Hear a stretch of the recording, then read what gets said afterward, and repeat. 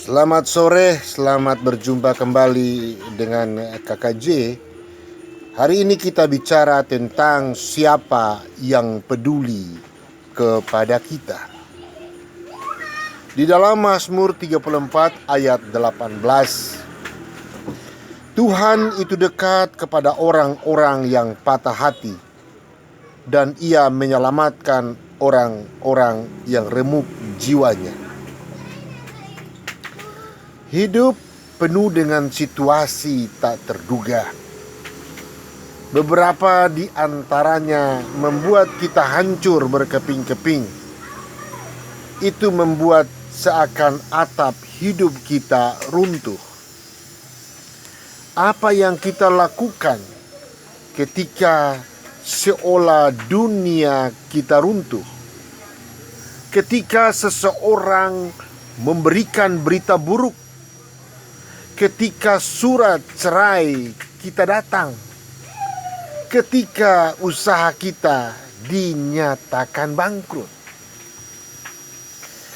Pertanyaan pertama yang diajukan kebanyakan orang adalah, siapa yang akan peduli padaku?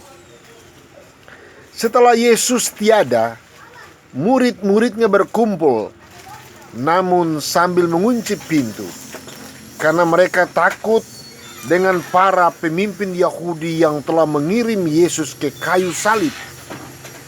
Para murid merasa seolah mereka sendirian, dan karena itulah mereka takut dan berjaga dengan situasi terburuk.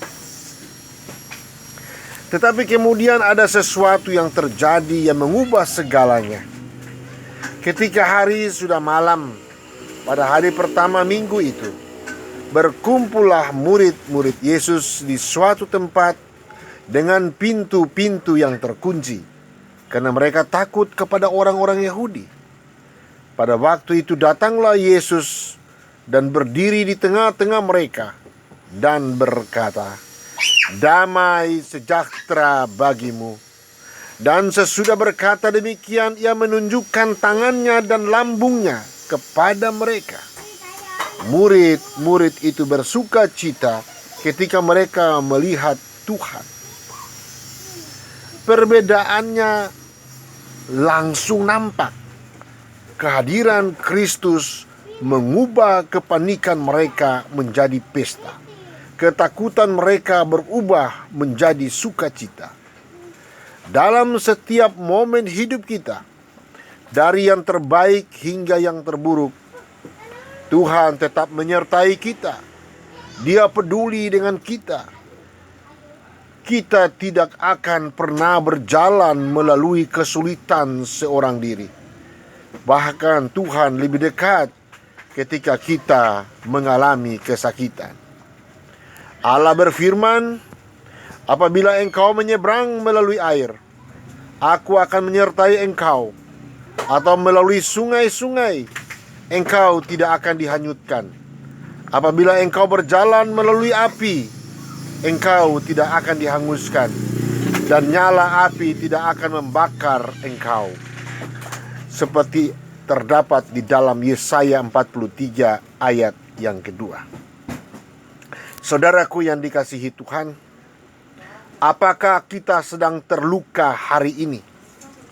Apakah kita bertanya, siapa yang peduli padaku? Apakah kita takut tidak ada seorang pun yang memperhatikan kita?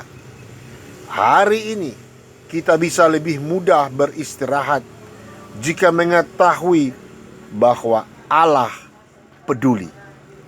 Percayalah pada kebenaran ini dan rasakan damai sejahtera yang Kristus bawa. Tuhan tak pernah meninggalkan kita. Dia ada bersama kita sekarang.